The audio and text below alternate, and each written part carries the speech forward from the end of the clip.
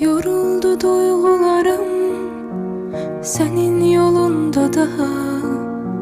Sevmeye yoktu halım, bezip sonunda daha. O senli arzularım yok olur yoktu daha. Verirem son kararım seninle ayrılığa.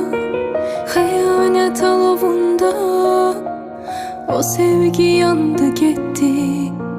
Senin günahlarınla bizden utandı gitti.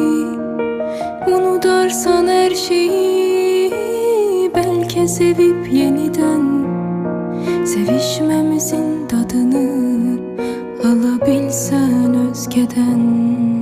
Bu soyuq akşamlar senden soyuyor kalbim. Ya da düşse de öten anlar seni yüreğimden sildim. Bu soyuq akşamlar senden soyuyor kalbim. Ya da düşse de öten anlar seni yüreğimden sildim.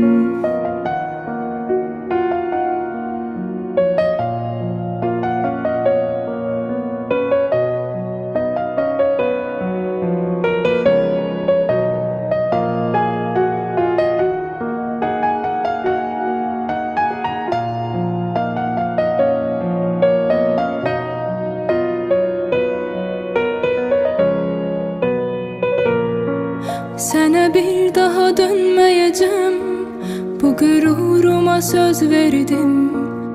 Arasan bile dinmeyeceğim, sükutunla gider derdim. Seni affedebilmez yürek, daha kalmadı hiç değerin. Zaman her şeyi halledecek, bir başkası tutar yerin. Bu soyuq akşamlar senden soyuyor kalbim. Ya da düşse de öten anlar seni yüreğimden sildim. Bu soyuq akşamlar senden soyuyor kalbim. Ya da düşse de öten anlar seni yüreğimden sildim.